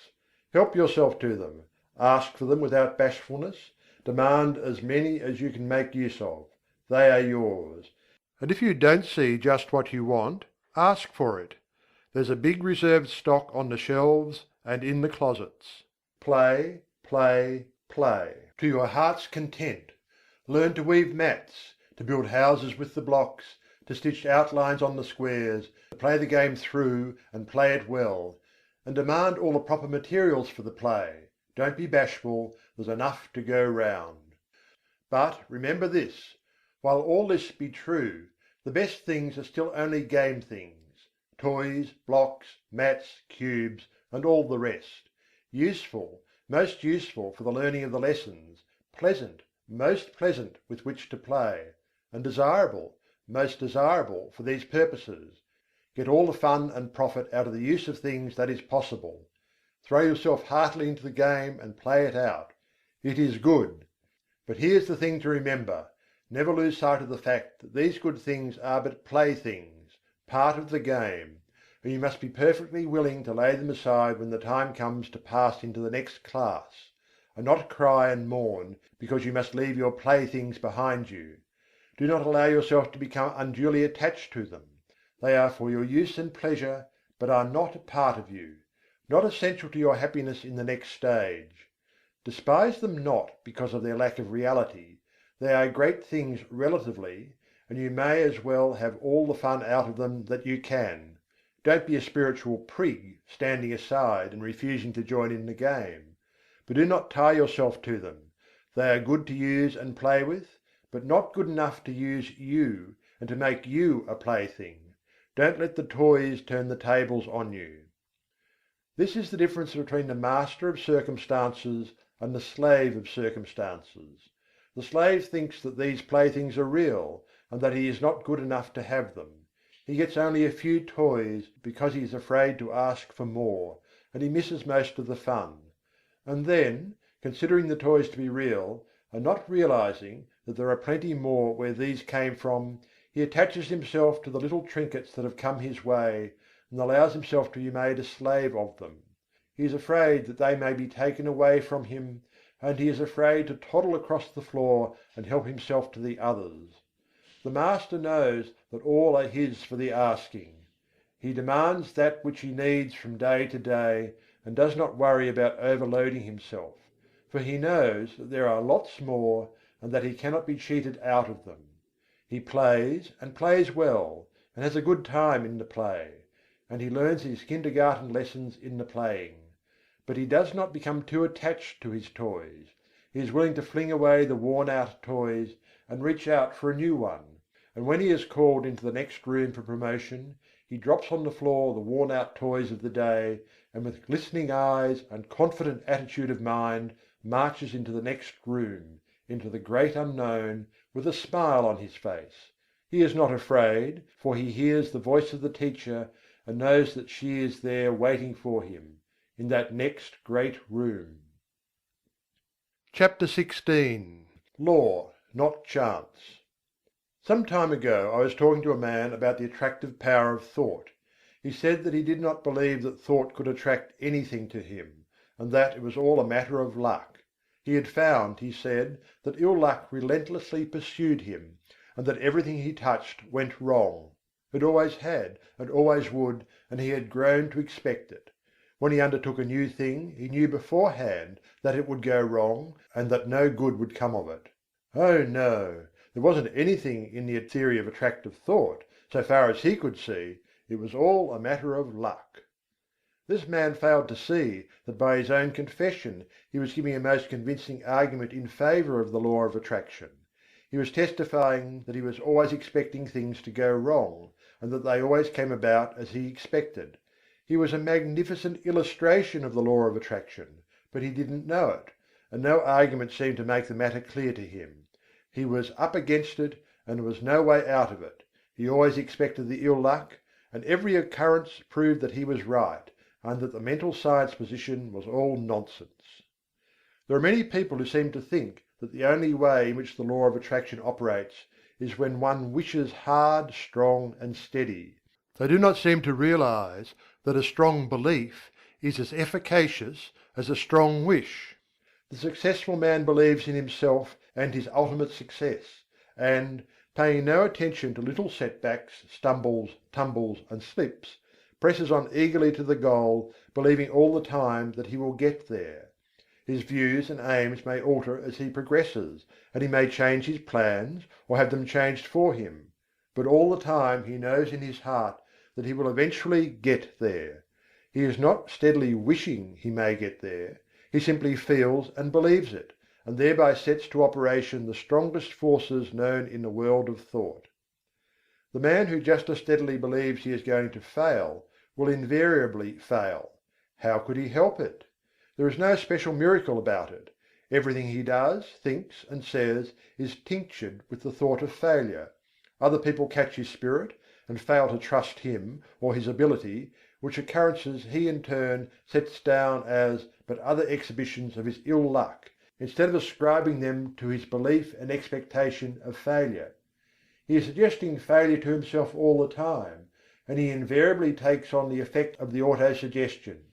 Then, again, he by his negative thoughts shuts up that portion of the mind from which should come the ideas and plans conducive to success, and which do come to the man who is expecting success because he believes in it.